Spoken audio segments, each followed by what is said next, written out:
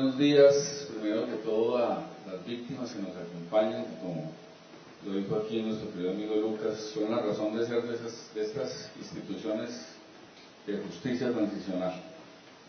Y un saludo especial a nuestros compañeros y compañeras de panel. Antes de entrar al tema particular de tierras, permítanme y algo que estamos conmemorando el mes o la semana de las víctimas. Ayer fue el día de la memoria y la solidaridad con las víctimas del conflicto armado. Permítanme primero hacer un contexto que tiene que ver mucho con el sentido de lo que hace hoy la unidad de restitución de tierras. Primero que todo, decirles que el tema de la memoria de las víctimas es lo que tiene a Colombia en esta etapa de resignificación de derechos. Colombia por mucho tiempo tuvo unas instituciones dedicadas a todo lo contrario, que fue en el caso de las tierras a despojar, a legalizar ese despojo y a tener desde notarios, instrumentos públicos, funcionarios del Ministerio de Agricultura como el INCODER, representantes de los fondos ganaderos, y todo el aparato del Estado estuvo dedicado por mucho tiempo a lo que hoy conocemos como el robo de tierras contemporáneo o el despojo. Ayer precisamente el superintendente de notario de registro, el doctor Roosevelt, el mayor Yule y la ministra de Agricultura estuvieron en Tierra Alta, Córdoba, uno de los epicentros del despojo paramilitar, pidiendo perdón en nombre del Estado. Porque precisamente la memoria lo que pretende es pelear contra la historia oficial. Y hay que recordar que hoy tenemos una ley de víctimas, tenemos una unidad para las víctimas, tenemos una unidad de restitución de tierras, tenemos, porque todavía no se acaba la misión, tenemos una comisión de la verdad, tenemos una jurisdicción especial para la paz y tenemos toda una institucionalidad gracias a la lucha de las víctimas, que hubiera sido imposible si no hubiera sido una lucha de la memoria contra la historia oficial de este país. Fue la memoria de las víctimas la que permitió dar sentido a la lucha que nos tiene hoy, dando esta pelea hoy en otras condiciones. Le preguntaba Lucas, desde su experiencia, ¿usted qué ve de resultados? Los resultados, si uno los ve en perspectiva, son inmensos. Lo que pasa es que la deuda es mucho más grande. Pero yo sí les puedo decir con total conocimiento de causa que hace pocos años los alcaldes decían que las víctimas de desplazamiento forzado no había que atenderlas porque no eran de Cali, no eran de Bogotá, no eran de Popayán. Inclusive tuvimos una gobernadora en Cundinamarca que como política tenía junto a sus alcaldes montar a los desplazados en carros de ganado y tirarlos al alto de la línea.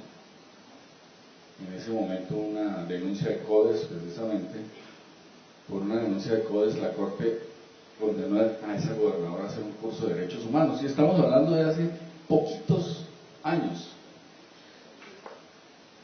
Y tocando el tema del Valle del Cauca, que es, aquí se vive el corazón de lo que son los conflictos étnicos del país, toda esta región del suroccidente.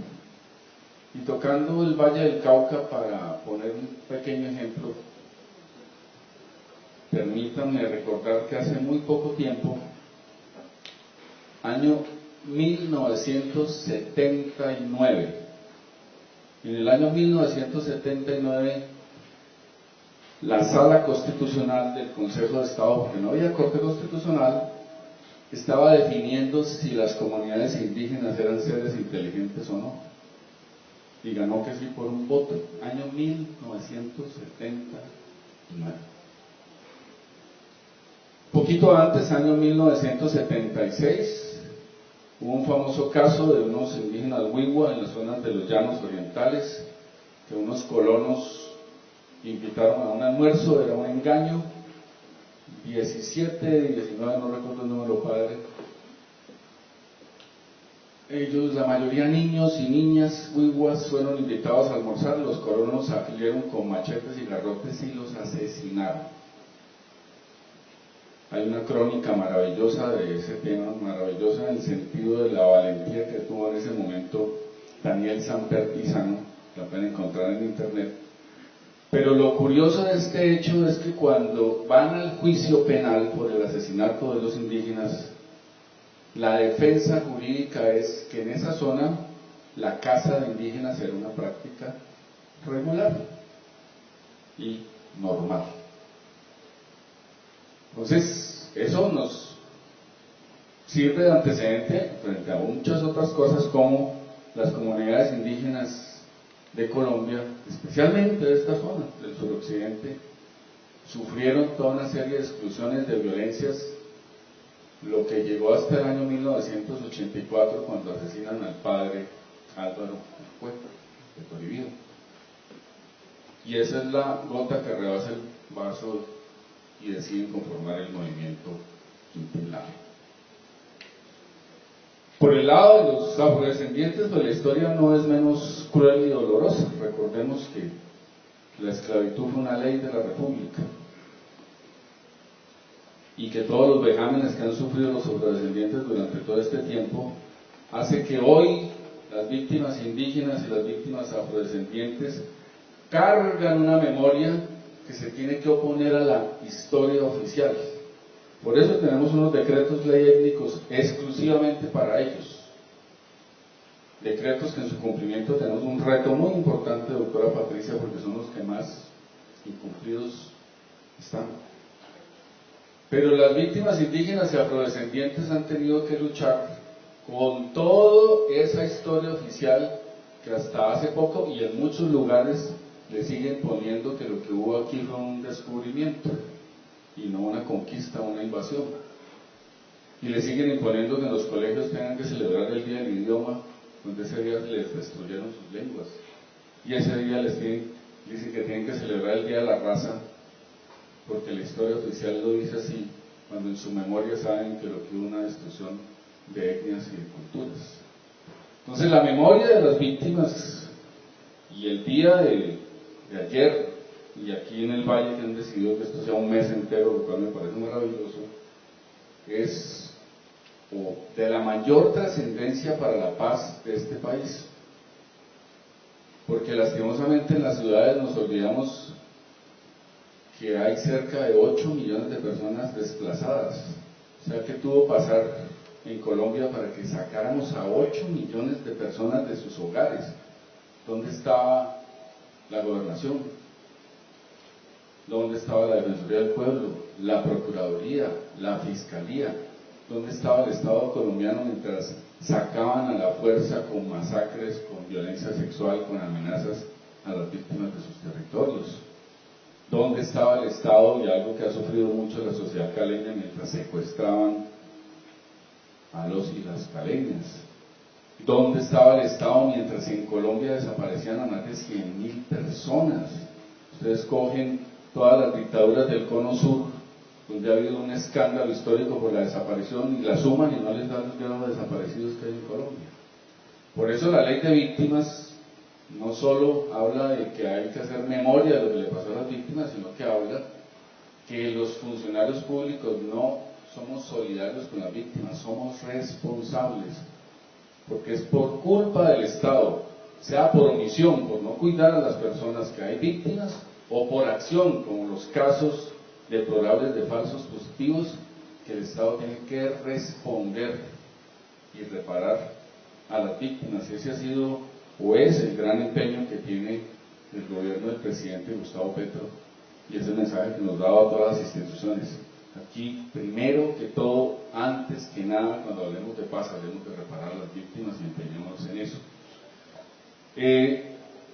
Y cuando hablamos de exclusión, yo quiero compartirles algo que sucedió hace 2 días en Bogotá, porque cuando hablamos de exclusión, pues llevamos muchos años echando discursos sobre la exclusión, y eso está muy bien, pero hace 2 días en Bogotá tuve la oportunidad histórica, lo voy a decir aquí, de asistir a la posesión del primer viceministro indígena, el mayor Nelson Lemos, de aquí del norte del Cauca.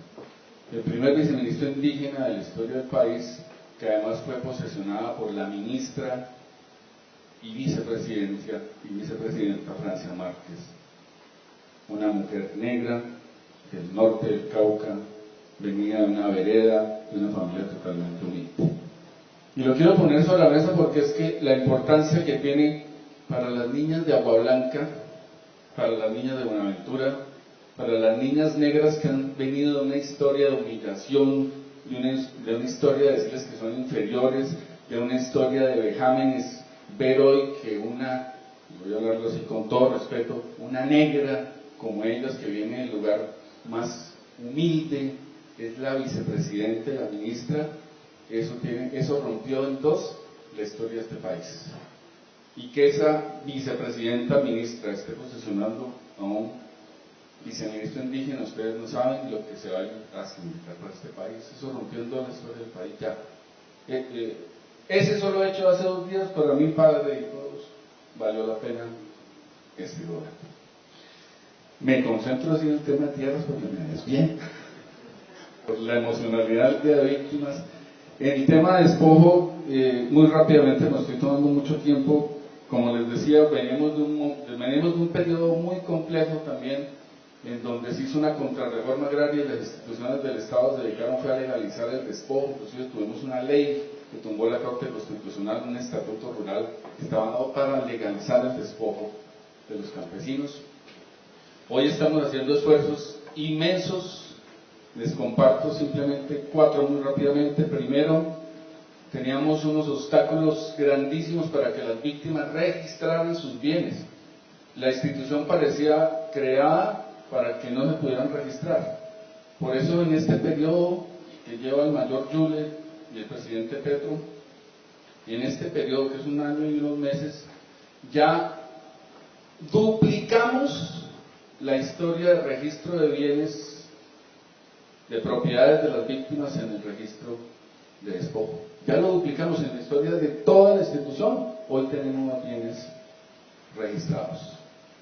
Seguimos con el segundo obstáculo, que es el tema de la calificación de los predios. Ayer firmamos con el doctor Roosevelt, hijo de estas tierras, doctor Roosevelt Rodríguez, un convenio para tener un equipo único exclusivamente para ir a destrabar en las oficinas de instrumentos públicos la calificación de predio, lo cual nos va a acelerar una etapa muy importante para la institución.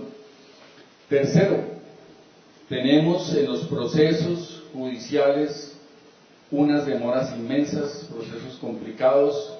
La inmensa mayoría de esos procesos son por abandono de tierras, no por despojo, y encima de eso no tienen oposición. Sin embargo, la ley puso a las víctimas a un entramado judicial donde no se necesitaba. Entonces hemos propuesto en la reforma a la ley de víctimas que está liderando nuestra querida directora Patricia un artículo para que en esos casos donde no hay oposición, la URT administrativamente y rápidamente pueda entregar esos predios.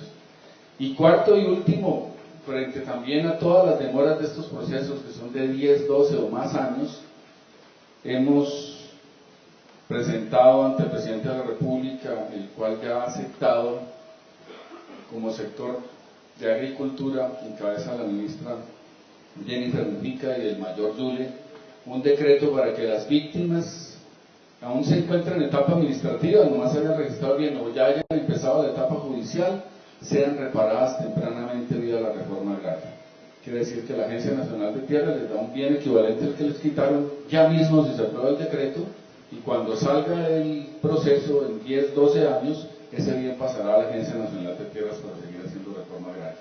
Entonces venimos haciendo un esfuerzo inmenso, tenemos muy poco tiempo, pero el reto es que todos los esfuerzos y las prioridades se centren en las víctimas, porque vuelvo y repito, sin reparar a las víctimas no va a haber paz en Colombia.